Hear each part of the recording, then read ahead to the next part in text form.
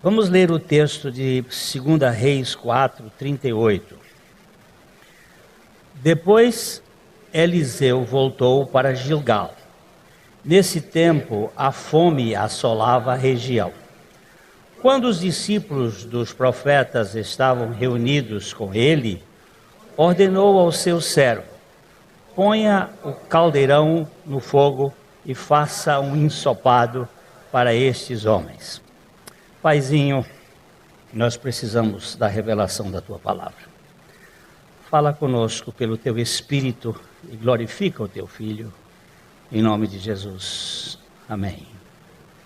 Este é um episódio interessante. Gilgal significa uma roda. Talvez aqui um local de habitação de profetas ao norte de Israel. Foi um dos primeiros seminários de profetas em que os alunos se assentavam em círculo ao redor do profeta mestre. Existem dois locais com esse nome Gilgal em Israel. Um no sul, que foi o primeiro lugar que o povo de Israel se reuniu depois que veio do Egito. Quando eles atravessaram o Jordão, na região de Jericó, eles se reuniram nesse lugar chamado Gilgal, onde tiveram a circuncisão. Talvez por isso seja o sentido de circuncisão. Este é um lugar ao norte, Israel dividido, sul, Judá, norte, Israel, e o profeta Eliseu, que é profeta do norte, e não profeta do sul, ele tinha descido, passado um tempo, e voltou a este local e encontrou os alunos dos profetas com fome. Havia fome lá naquele tempo, e ele manda preparar um sopão. Vai e prepara um sopão lá. Nesta época, havia fome naquela região, e gente com fome não é exigente quanto ao cardápio, come qualquer coisa.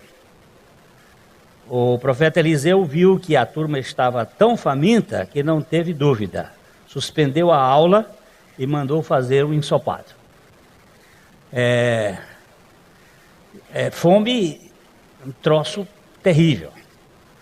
O sujeito, quando está com fome, ele não aprende direito, ele tem problemas de concentração, e o profeta então mandou fazer este sopão. Fome zero pode gerar desastres homéricos no pedaço. Aqui no Brasil nós tivemos e temos aí o problema de fome zero, que está gerando tantas coisas. Este caminhão que está descendo na Banguela por causa desse negócio do Vargas e do coisa aí, tá? Você não sabe o que é maior do que o mensalão algumas vezes. Está descendo. Isso tudo vem de fome zero. E fome zero é um troço terrível. Aí o profeta, aqui em 2 Reis 4:39, diz: Um deles foi ao campo apanhar legumes e encontrou uma trepadeira.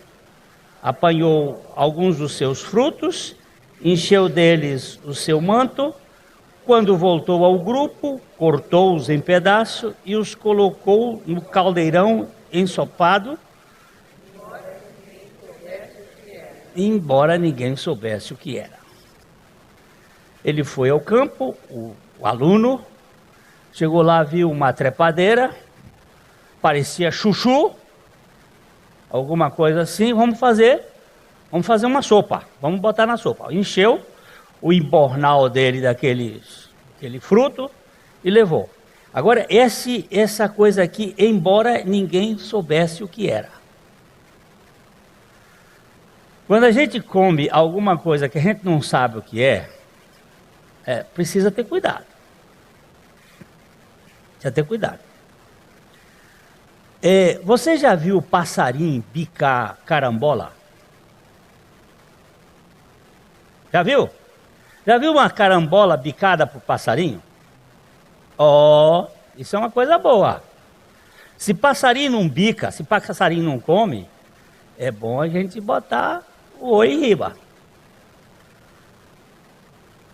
Carambola tem uma substância que ataca os rins. Se passarinho não come carambola, eu vou respeitar.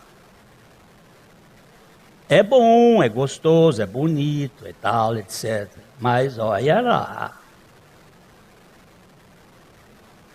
Aí alguém diz assim, mas eu adoro carambola. Tudo bem, coma. Quem é que vai lhe pedir? Coma carambola. O ajudante de cozinheiro não tinha a menor noção do que era esse ingrediente, nem mesmo o chefe da cozinha, pois ninguém sabia do que se tratava. Pensavam apenas em como poderiam fazer para matar a fome dos famintos. A trepadeira parecia um legume bem apetitoso e não tiveram dúvida. Vamos lá para o fogão preparar um prato delicioso. Você faria assim, chegar com fome, você ia lá no mato, pegava qualquer coisa, prepararia. A fome traz este perigo. A gente tem que matar a fome do povo. Diz aí o texto, o versículo 40 do texto de 2 Reis 4. O ensopado foi servido aos homens, mas logo que o provaram, gritaram: homem de Deus, há morte na panela. E não puderam mais tomá-lo. Eles foram, prepararam o sopão, na hora que botou na boca, alguém gritou lá: homem de Deus! Nesse negócio tem veneno. Há morte na panela. A comida estava envenenada. A planta era tóxica. E os alunos corriam perigo de morte. Então gritaram: há morte na panela. Mesmo na culinária moderna, há pratos que parecem bons, mas são prejudiciais à saúde. Os embutidos, por exemplo, são perigosos. Se soubéssemos como são feitos e quais são os seus ingredientes, quem comeria? A gente vê aquele salame bonitão, se você soubesse o que é que tem dentro daquele troço. Linguiça. E a salsicha.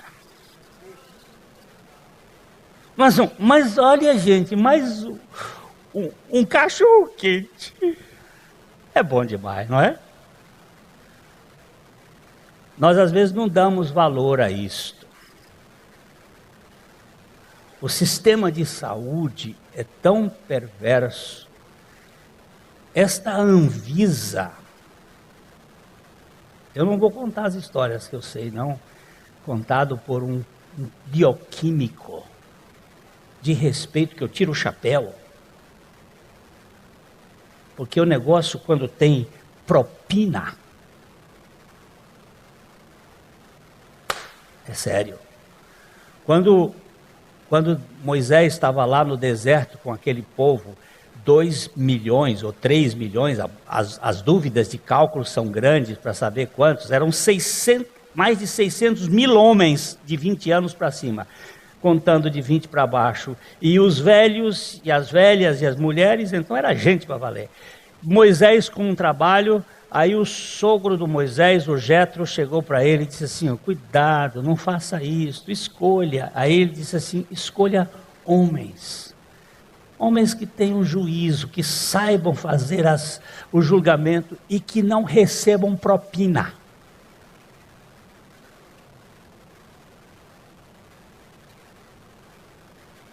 Porque propina muda o coração das pessoas. A comida estava realmente envenenada. Então, verso 41. Então Eliseu pediu um pouco de farinha, colocou no caldeirão e disse: sirvam a todos. E já não havia mais perigo no caldeirão. Ele pegou um ingrediente que neutralizava o veneno. Aqui vemos o profeta Eliseu introduzindo um ingrediente que vem neutralizar todo o efeito do veneno e tornar a comida saudável. Mas afinal de contas, o que esse fato tem a ver conosco e o que pode nos ensinar? O que está por trás desta quase tragédia que a Bíblia registra? Cuidado com os restaurantes, e principalmente os restaurantes espirituais. Há muita gente que vem das escolas de profetas sem saber o que estão servindo para a turma dos carentes. Sem conhecer nada do pão nosso de cada dia, eles servem como iguarias de primeira os ensopados de cabaça para gente sem noção. Cabaça era o troço que eles estavam botando na comida. Chamava-se colicíntidas. Uma planta venenosa. Quando o sujeito não tem a cabeça cheia do Espírito Santo, acaba servindo cabaça vazia, envenenada para os outros comerem. Vou deixar um parênteses aqui. Cuidado com tudo que cheira suor. Nós vamos falar sobre isso aqui, mas só para você guardar isso aqui. Tem cheiro de CC, abra o olho. Abra o olho. Aquela trepadeira era uma colicíntida, espécie de cabaça tóxica, preparado por um cabeça vazia que não sabia discernir entre verdade divina e veneno humano. Se nós não soubermos saber essa diferença, nós vamos intoxicar. Há muito mais gente sendo envenenada por açúcar branco do que por carne do tipo vermelha. O açúcar é saborosíssimo, mas é droga, com dependência. A carne bovina vem sendo perseguida por ser o boi animal sagrado na Índia. Essa é a mentalidade da religião humanista tomando conta da elite do mundo atual. O boi é uma divindade que pasta. A pobre da carne vermelha tem recebido todo o ataque de uma gama de médicos, aqui eu vou falar sem medo, que tem sido patrocinado por grandes laboratórios por causa de um medicamento que aumenta, que controla o colesterol. Carne de boi não faz mal para ninguém, nunca fez. E foi Deus que deu pós-dilúvio. De onde vem isto? Vem da divindade da carne. O boi é sagrado. Vocês devem ter ouvido agora, nessa Páscoa, nessa Quaresma, uma série de chefes de cozinha fazendo comidas vegetarianas e batendo forte contra a carne. Não coma proteína não, para ver o que é que acontece.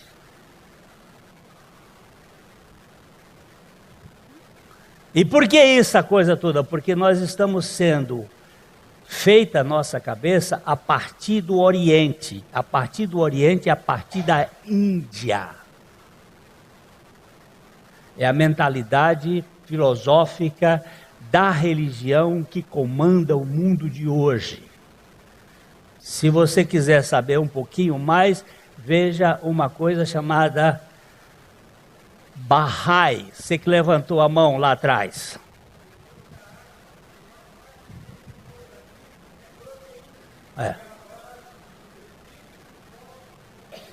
Tá bom? Depois da água, o que nós mais temos no organismo é proteína. Nós precisamos de proteína, não precisa de açúcar não, gente. A humanidade viveu sem açúcar desde até 1600 não tinha açúcar no mundo. Mas açúcar é bom. Quem é que não gosta de açúcar? Quando o açúcar foi importado do Brasil para a Europa, eles lá não tinham costume de açúcar, eles vinham um açúcar em tabletezinho, eles botavam debaixo da língua e entrava em alfa.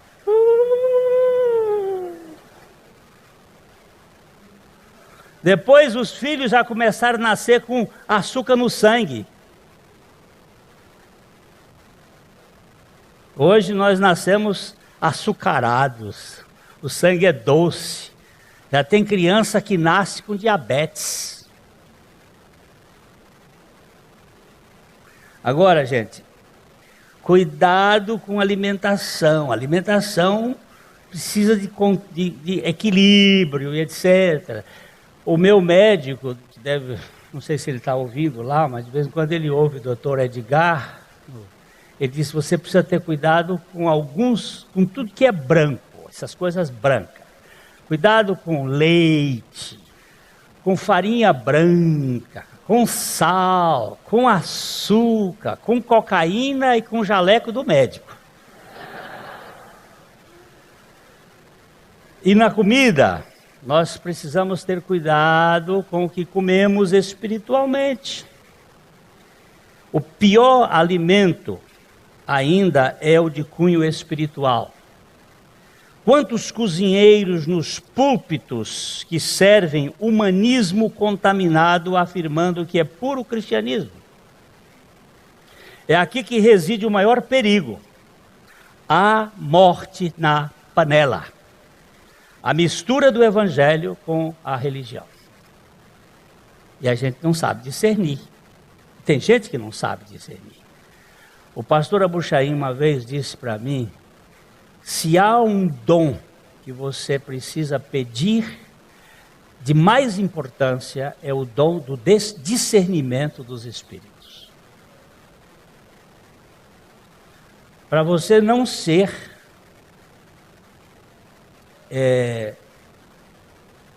confundido. Porque nem todo que me diz Senhor, Senhor entrará no reino dos céus. Mas aquele que faz a vontade de meu Pai que está nos céus. Muitos me dirão naquele dia, Senhor, Senhor, em teu nome não profetizamos, em teu nome não fizemos maravilhas, em teu nome não expelimos demônios. Não fizemos tudo isso em teu nome?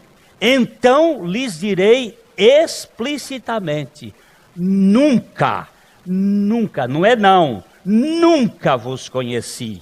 Apartai-vos de mim, vós que praticais a iniquidade. Quer dizer que dizer o nome de Jesus não basta? Não. Mas não está dizendo Senhor, Senhor, tá. E ninguém diz que o Senhor, Senhor, senão pelo Espírito Santo? Pois é. Mas isso é só dizer, não é confessar. Dizer é uma coisa, confessar é outra. Eu tenho lido ultimamente um livro que eu li em 1970, por aí, chamado O Pastor Aprovado, de Baxter, Richard Baxter. Eu estou lendo para mim. E há um texto muito forte em que ele disse, prega para ti mesmo. Porque você pode estar pregando aos outros e depois você vai para o inferno.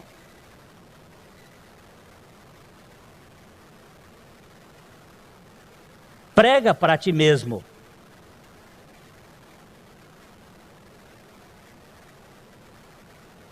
O lugar da maior honestidade é diante do trono de Deus, não é diante das pessoas. Porque ninguém vai me julgar. Quem vai me julgar é Deus. Pouco se me dá que alguém me julgue. Nem eu tampouco me julgo, dizia Paulo. Quem me julga é o Senhor. E nós precisamos ter o cuidado de saber que em termos de alimentação espiritual existe muita coisa misturada.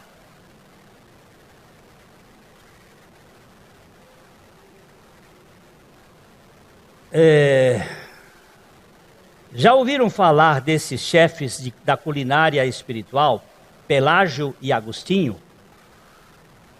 Armínio e Calvino? Vocês já ouviram falar deles?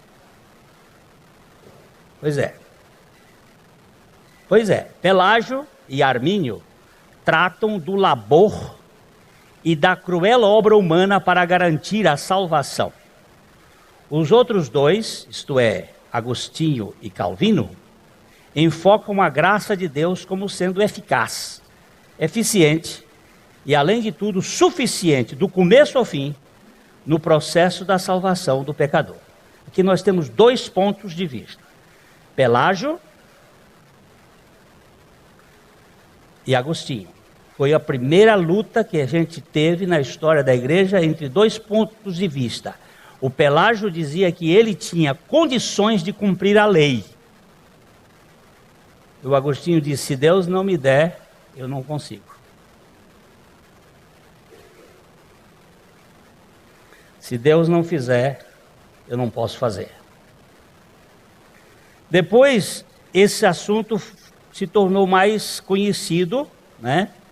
Esse debate entre Agostinho e Pelágio começou por esta oração de Santo Agostinho: concede-me o que me ordenas e ordena o que quiseres. Aqui vemos a graça plena em plenação. Agora, Pelágio, porém, acreditava que o homem era livre e capaz de cumprir a lei. O homem não tinha pecado original. E ele podia cumprir a lei por si mesmo. Quando Agostinho diz assim, olha só: concede-me o que me ordenas. E ordena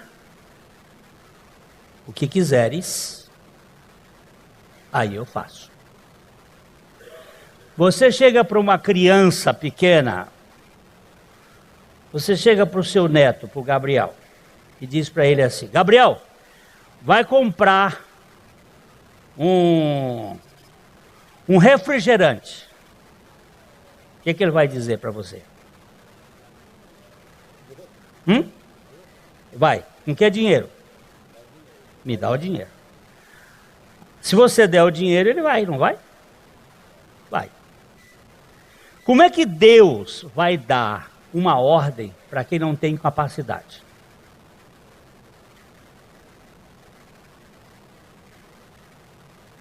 Uma vez eu falei isso com a Anésia. A Anésia é a viúva do pastor Abuchaim, que é paralítica.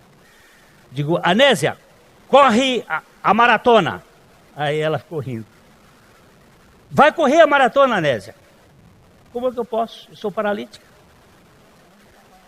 Agora, Jesus é louco, não é? Um paralítico de 38 anos, ele chega a dizer assim: queres ser curado? E o homem olha para ele e diz assim: não tem ninguém. Quando eu vou, o outro já foi. Paralítico não ganha de cego. O cego é cego, mas anda. Paralítico não ganha de coxo. O coxo é coxo, mas anda. Agora eu sou paralítico, todo mundo chega primeiro. Aí Jesus olha para ele e disse: levanta, toma o teu leito e anda. E agora? Quando Jesus deu a ordem, é porque ele dava o poder para o homem levantar. Quando ele dá a ordem, é porque ele concede a capacidade para fazer. Ele não pede uma coisa que ele não nos dê. Por isso que Agostinho diz assim: concede-me o que queres, o que me ordenas, e ordena o que tu queres. E aí eu vou e faço. Primeiro Deus nos dá, e depois nós fazemos. E caso contrário, não faz mesmo. E se fizer, tem cheiro de CC. Se tiver cheiro de CC, é Caim, não é Abel. São duas ofertas. Deus rejeitou a de Caim e aceitou a de Abel.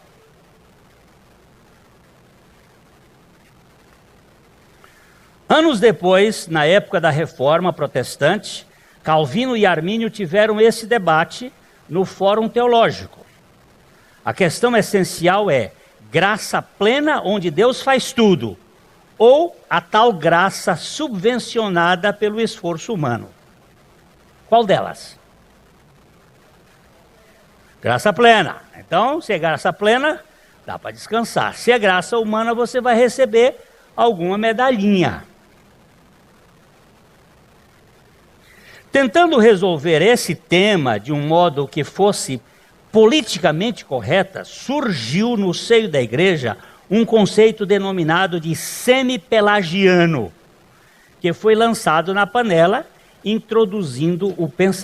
intoxicando o pensamento cristão.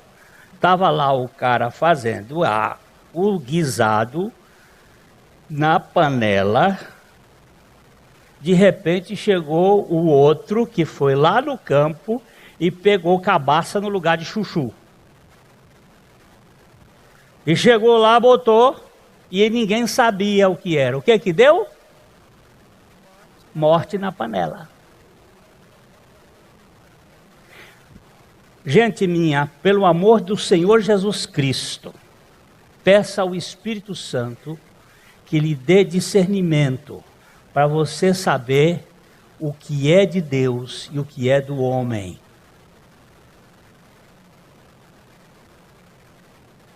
Porque se você não souber isso, você está ralado pela eternidade toda.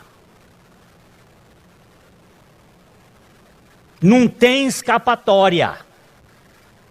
Porque aqui é que faz a diferença. O senhor Ananias e Dona Safira quiseram passar o Espírito Santo para trás.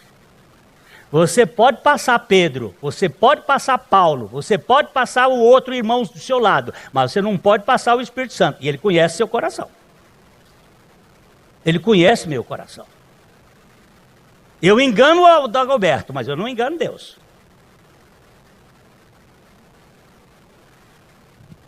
E não é Dagoberto que vai sentar no trono para me julgar. Eu tenho que ter aberto diante do Senhor. Não tenho nada para te oferecer.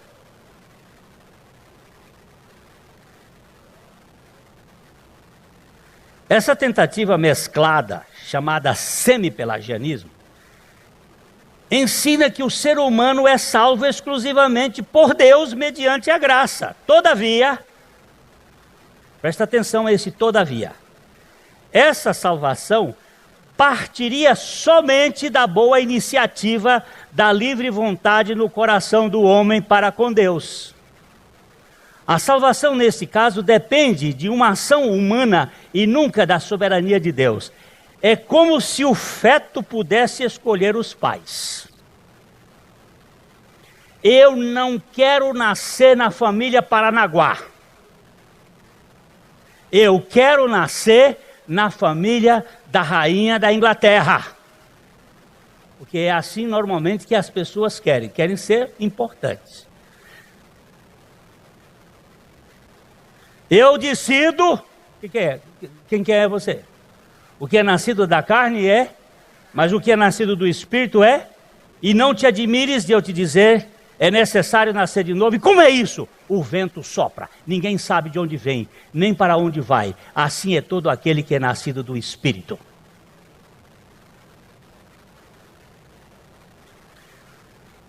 Eita coisa! Quantos aqui, eu já fiz isto, antes de vir para essa igreja no Rio de Janeiro, eu fazia apelo.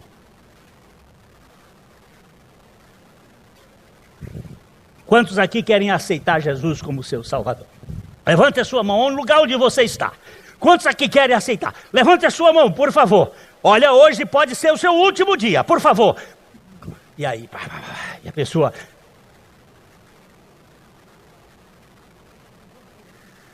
Billy Graham esteve no Rio de Janeiro, em 1970, teve em 60, teve em 70, 10 anos depois. Eu era já pastor, e a igreja onde eu pastoreava, lá com meu sogro, ficava a 2 quadras do Maracanã, Zinho e Zão. E hoje, Maracanã do Rombão, ou Robão.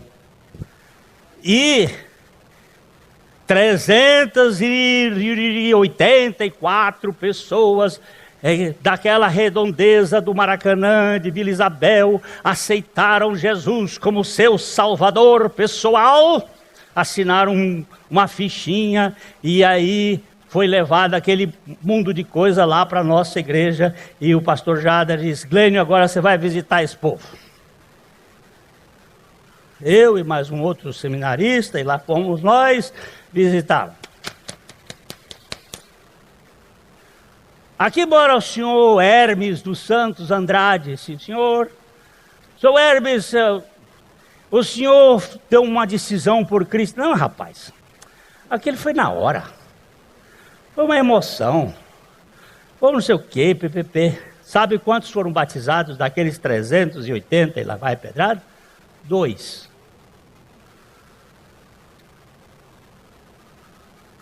Não é o homem que aceita Jesus. É Jesus que aceita o homem, é Jesus que escolhe o homem, é Jesus que busca o homem, é Jesus que faz a obra. Que é isso, gente? Mas isso aqui dá ibope para pastor. Esse semi-pelagianismo tomou conta. E hoje nós temos muita gente. Mas quantos vão aguentar o cacete da grande tribulação?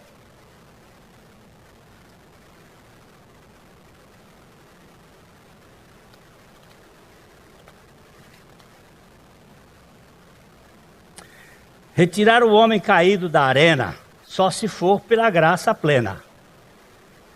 O pragmatismo e o mérito nunca abrem mão de sua participação efetiva na bênção divina.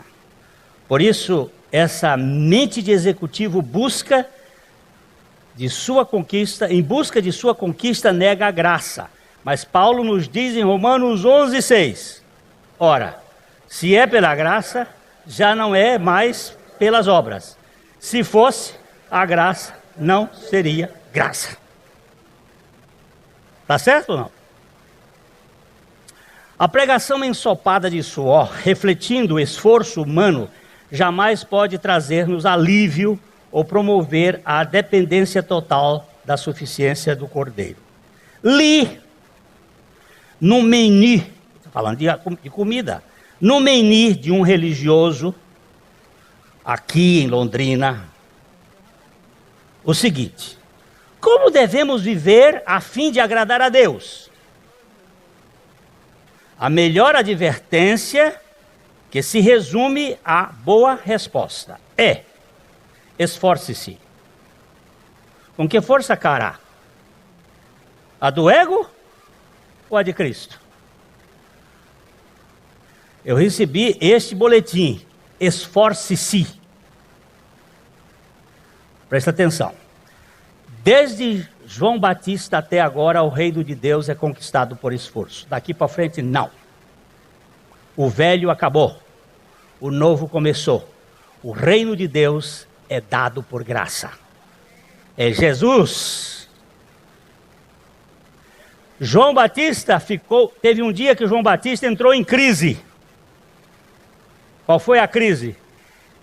Ele, João Batista, viu Jesus andando e disse: eis o Cordeiro de Deus que tira o pecado do mundo. Fez um anúncio maravilhoso e disse: olha, convém que ele cresça e que eu desapareça, e pererê pão duro. E João se meteu a dar opinião onde não devia, lá na casa do Herodes, e foi preso, e por causa da prisão ele acabou perdendo a cabeça. Mas antes disso, Jesus estava fazendo uns trabalhos lá, e ele foi e mandou os discípulos dele, diz assim: vai perguntar a esse Jesus se é ele mesmo, aquele que nós esperávamos, ou havemos de esperar outro. João teve dúvida. E Jesus diz: vai dizer para o João, presta atenção, que Jesus não foi visitar João na cadeia não, era primo dele, mas ele não foi visitar não. Ele diz: vai dizer para o João que os cegos veem, que os mudos ouvem, que os paralíticos andam, que aos pobres é pregado o reino de Deus. E diga para ele que felizes são aqueles que não se escandalizam em mim. Vai dizer isso para ele. É que eu vim trazer alguma coisa nova. Eu vim cheio de graça e de verdade. A graça sobrepõe a tudo. E tudo que eu faço, não faço por mim mesmo, faço pela graça de Deus em mim. Com que força, cara? Com a do ego ou a de Cristo? Se a do ego, você vai ficar magoado se alguém lhe desprezar. Ou vai ficar orgulhoso se alguém lhe elogiar. Se é a de Cristo, você vai glorificar a Ele e vai dizer: foi o Senhor que fez. Eu não tenho nada a ver com isso. Bendito seja o nome do Senhor. Como é que a gente descobre?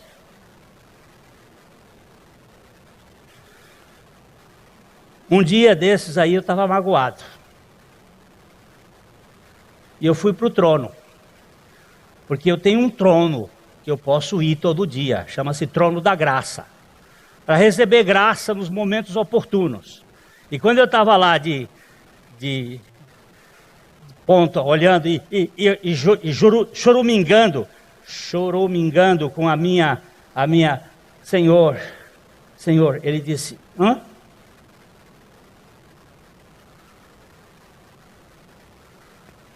Que direito você tem? Você não foi crucificado com Cristo?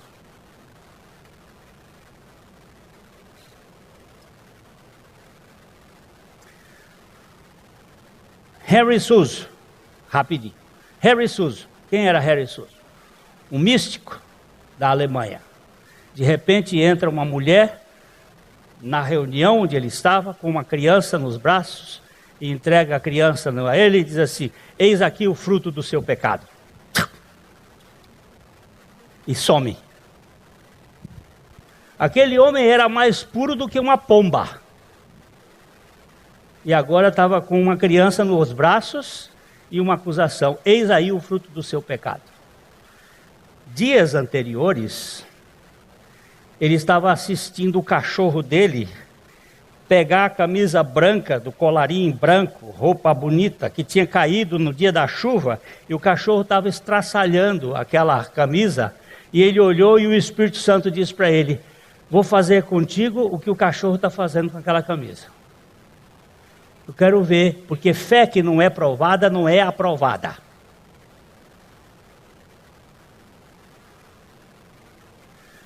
Vem a mulher com aquela história toda, e aí o homem entra em desespero. Por quê? Porque toda a comunidade sabia que ele tinha adulterado, quando ele não tinha. Ele entrega a criança para uma senhora e sobe o morro para poder... Eu não sei se foi morro ou vale, agora eu já não sei. Foi para um lugar e gritou. 3 dias gritando: não é justo, Senhor, não é justo, Senhor, não é justo, Senhor. Aí o Senhor fala com ele. E ele pergunta: o que eu faço? Faça o que eu fiz. Assuma o pecado e se cale. Deixa que eu cuido do resto. Ele volta, pega a criança e cria. Quando a criança já estava com 6 para 7 anos de idade, aparece a mulher e diz: era tudo falso, era tudo mentira. Mas não precisava mais, Deus já tinha feito tudo na vida dele. Quem é que suporta isto? Só quem suporta é quem Cristo é tudo. Caso contrário, não suporta. Nós vamos ficar magoados, resmungando, reclamando, querendo justificar, buscando justificação, buscando isso, buscando aquilo. Por que estão fazendo isso comigo? Por que estão fazendo isso comigo? Por que estão fazendo isso comigo? Logo comigo! Lembre-se de Jó. Jó passou o tempo todo se justificando,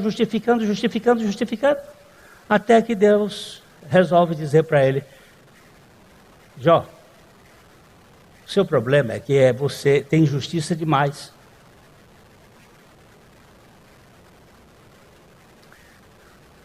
Cuide dessa expressão que eu vou dizer aqui. Eu não tenho medo de pecado, eu tenho medo de justiça própria. Para pecado é fácil ser resolvido. O sangue de Jesus está aí.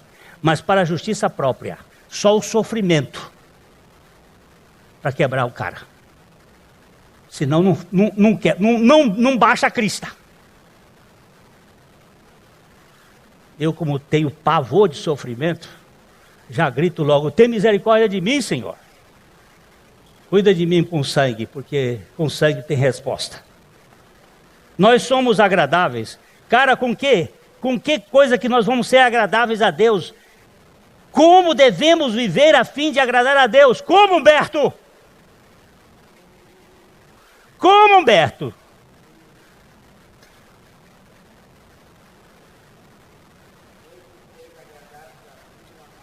Deus nos fez agradáveis a Ele mesmo em Cristo. Dá para entender ou não? Dá ou não?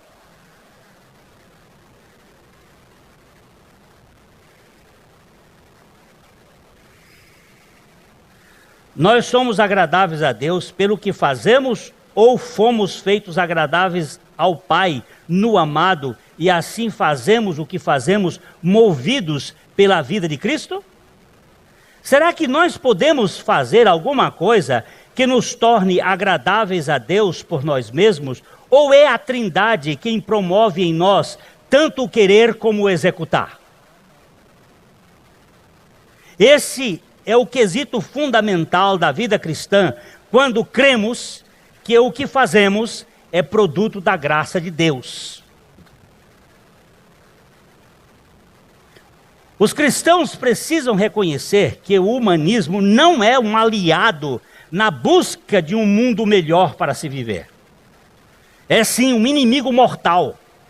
É a religião sem o Deus de toda graça e com um semideus falido e abusado que supõe poder controlar todo o universo e as pessoas com a sua ditadura do mérito e da troca de favores. Não, se você não souber discernir isso aqui, olha, primeiro, minha pregação é inútil e a sua vida é inútil. Porque você vai comer cabaça achando que é chuchu. E vai ficar envenenado. Meu Deus, tem misericórdia, dá-me discernimento. Dá-me discernimento.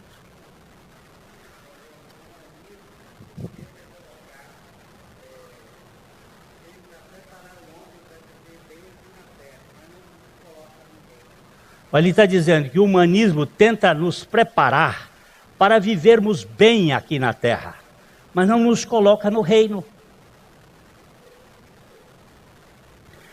Tem um pregador americano, Bill Sunday, ele disse assim: a religião nos dá equipamento para nos tirar da cadeia, mas não nos coloca no céu.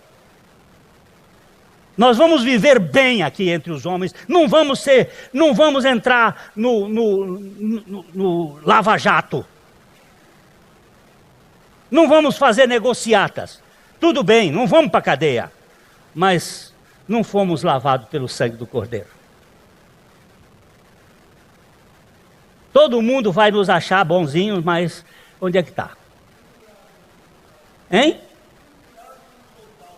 Fui curado, mas não sou salvo. Não tenho uma vida boa. Olha aqui, todo mundo me aplaude.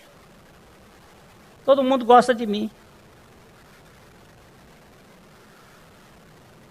Deixa eu contar uma história aqui, que eu olhei para ela aqui e eu fui lá conversar com o marido dela, que ele estava em estado quase terminal de câncer. Ele é um homem, professor da universidade, um homem reto, um homem íntegro.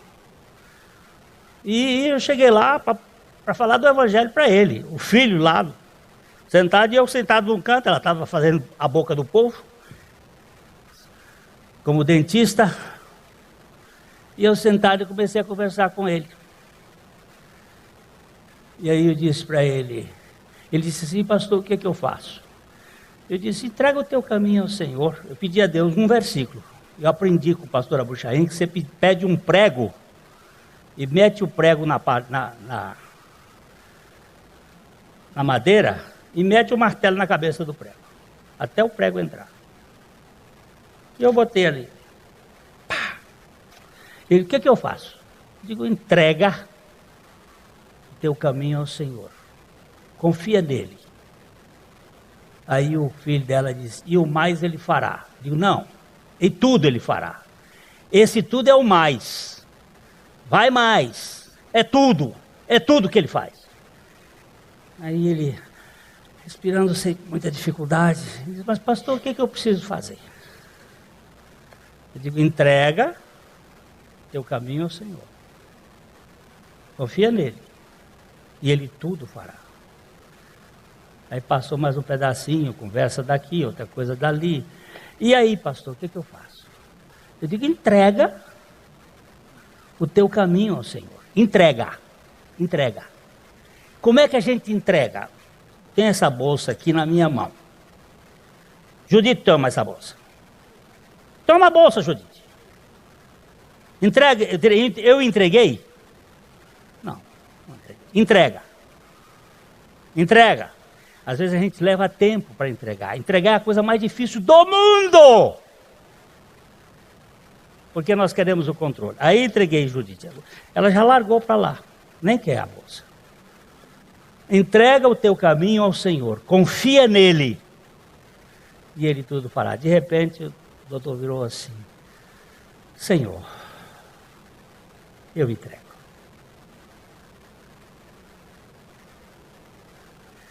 Eu não posso fazer nada, nem entregar direito, eu sei, mas eu entrego.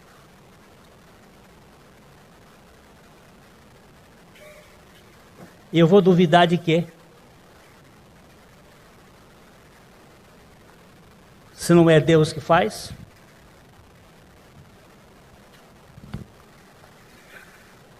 A morte na panela quando misturamos o suor do ser humano com o sangue puro do Cordeiro.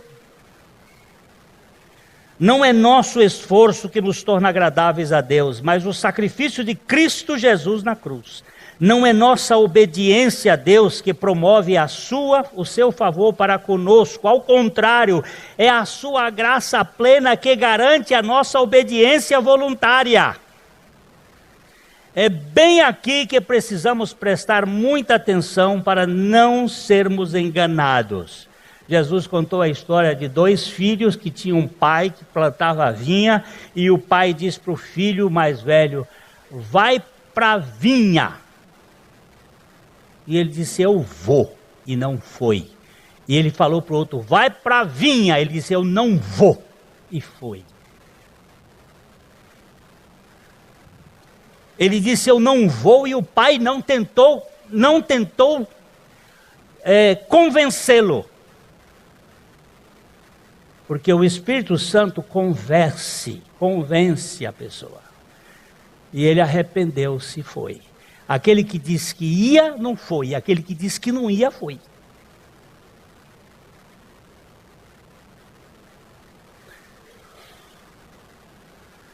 Deixa Deus trabalhar no sujeito. Ele continua sendo Deus. E ele transforma a gente. Não é a minha argumentação que vai mudar a pessoa. É a revelação do Espírito Santo que vai fazer dela uma nova criatura. Você quer dizer que eu não tenho que fazer nada? Absolutamente certo. Sim. É exatamente isso. No Evangelho nós Nós cremos que o nosso eu foi crucificado com Cristo e que a vida que nós vivemos na carne, vivemos pela fé do Filho de Deus, pois é Ele quem vive em nós. E é simples assim.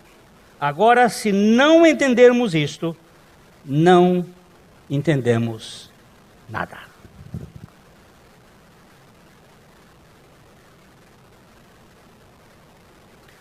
Todavia, precisamos entender ainda que os filhos de Deus são operosos. Só que a operosidade deles é promovida pela graça plena. O apóstolo Paulo diz em 1 Coríntios 5:10, mas a mim foi concedida a plena graça bondosa de Deus, e a ela devo tudo o que sou.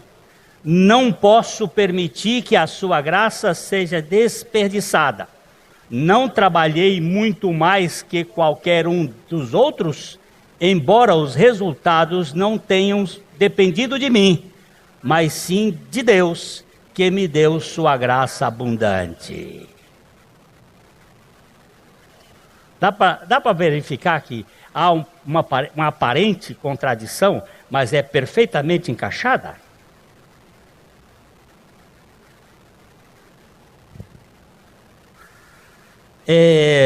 No Evangelho, o esforço não produz fadiga, ainda que venha a nos cansar fisicamente.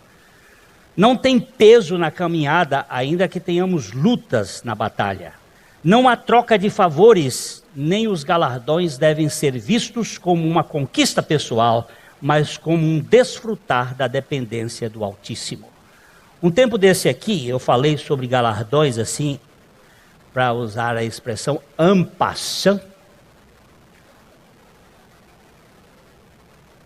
de passagem, porque não é assunto que me chama a atenção. Eu não tenho essa a fissura por galardão. Galardão é assunto da economia divina.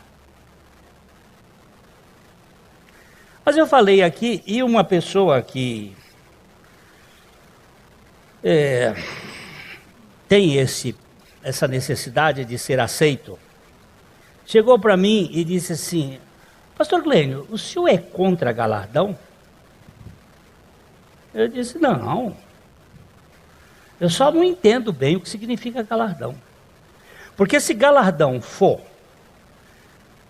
sargento, tenente, capitão, major, tenente coronel, coronel, general e marechal, eu estou fora.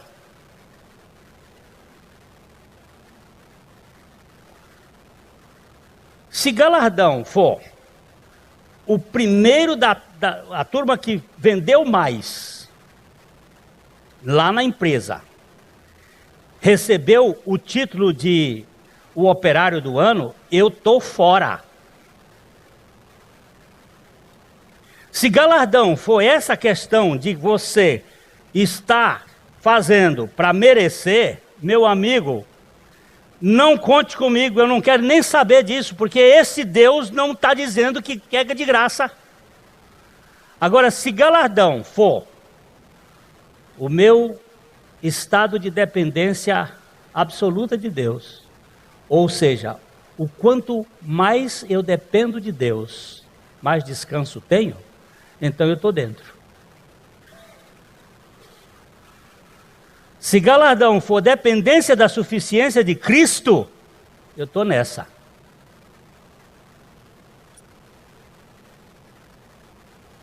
Deu para entender ou não? Deu?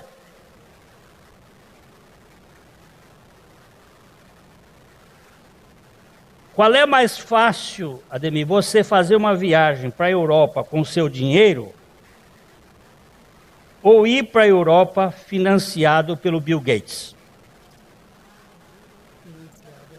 Né? É bom? É bom. E financiado totalmente, como é que você se sente?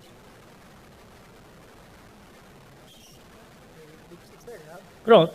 A palavra que ele disse, eu sinto sossegado. eu sinto descansado. Jesus disse assim, olha, encontrareis descanso para vossas almas. Você não entrou no descanso ainda? Vai ler o capítulo 3 e o capítulo 4 de Hebreus hoje à tarde.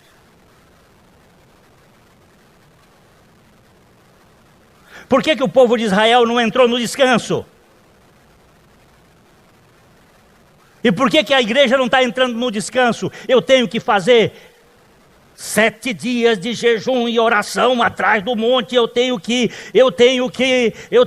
me mortificar, eu não vou desligar, não vou ver a televisão mais. Você pode até não ver televisão, é uma bênção de Deus, mas se for movido pelo Espírito Santo e não por mortificação na carne, se for a mortificação pelo Espírito de Deus, aleluia. Muito bem. E se for, você não vai contar para ninguém que está sendo feito. Porque o jejum feito pelo poder do Espírito Santo, você está de cara lustrosa, bem arrumadinha, sorridente, roupinha. O que você está fazendo? Eu estou glorificando a Deus. A fome doida, jejuando. Mas não conto para ninguém, porque isso é assunto de Deus. Você está orando? Tá. Olha o pito que eu recebi do Espírito Santo essa semana passada. Eu cheguei para o irmão que está com um problema, eu disse, eu tenho orado pela sua filha. Eu saí dali e ele disse, você está buscando reconhecimento nele, ao dizer que está orando por ela? Essa é uma tarefa que eu te dei. Viu, irmão Joaquim? Me perdoe.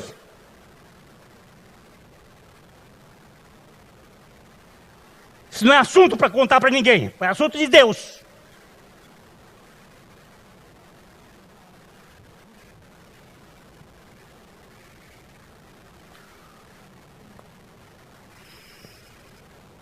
A ignorância do aprendiz de profeta colocou cabaça tóxica na panela, supondo que era algo comestível.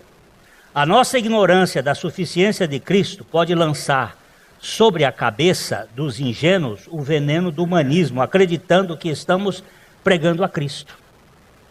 Nada pode ser mais nocivo para a saúde espiritual do que o esforço próprio no sentido de conquistar aquilo que nos foi concedido graciosamente pelo Senhor. A fé cristã tem lutas, meus irmãos, mas não tem peso. Ninguém precisa ser o que não é, uma vez que somos o que somos pela graça plena, através da vida de Cristo em nós. Cuidado com o veneno da cabeça, ou da cabeça humana e da cabaça. Ele pode matar. A vida em torno do falso eu gera o desejo compulsivo de apresentar ao público uma imagem perfeita de modo que todos nos admirem e ninguém nos conheça, escreveu Brennan Manning. Oh, Glênio, você é uma maravilha. Você me conhece? Mas Deus me conhece. E Deus não está decepcionado comigo, porque Ele nunca teve ilusões a meu respeito. Eu posso descansar. Antes de terminar, Eliseu pediu um pouco de farinha e colocou na panela. O trigo moído é uma figura do sacrifício de Cristo. Só essa farinha pode neutralizar o veneno desse humanismo. Só Cristo pode nos tornar íntegros e desintoxicados. Gosto do que disse A.W. Pink, um pregador inglês de preciosidades fora do comum. Não há maneira pela qual, por nós mesmos, possamos gerar santificação. A nossa santificação é Cristo. Não há maneira pela qual possamos ser bons. A nossa bondade é Cristo. Não há maneira pela qual possamos ser santos. A nossa santidade é Cristo. Simples, não é? É simples assim. É isto aqui. É isto aqui. Eu não preciso de nada que não seja o tudo que é Cristo. Eu coloco essa oração de Martinho Lutero, que eu peguei do Maurício Torres, num dos estudos dele. Eu tenho usado para mim essa oração como minha oração. Oremos agora como Martinho Lutero orou outrora. Senhor Jesus, Tu és a minha justiça e eu sou o Teu pecado. Tomaste sobre Ti o que era de fato meu e ainda colocaste sobre mim o que era Teu. Tu te tornaste o que não eras, para que eu me tornasse o que eu não sou. Essa pode ser a nossa rendição final diante do fascínio de querer ser alguém fora de Cristo. Aleluia, e aleluia, e aleluia. Cuidado com cabaça na panela, viu? É humanismo. Tem cara de chuchu, mas envenena. E o evangelho é simples. A mensagem que você acabou de assistir faz parte do Ministério de Comunicação Palavra da Cruz. Temos um grande acervo de estudos bíblicos em áudio e vídeo. Distribuímos também gratuitamente o jornal mensal Palavra da Cruz. Entre em contato conosco pelo fone 0 operadora 43 3372 8900 ou pelo e-mail livraria@piblondrina.com.br. Visite-nos pelo site www.livrariapiblondrina.com.br ou acesse www.piblondrina.com.br. Graça e paz.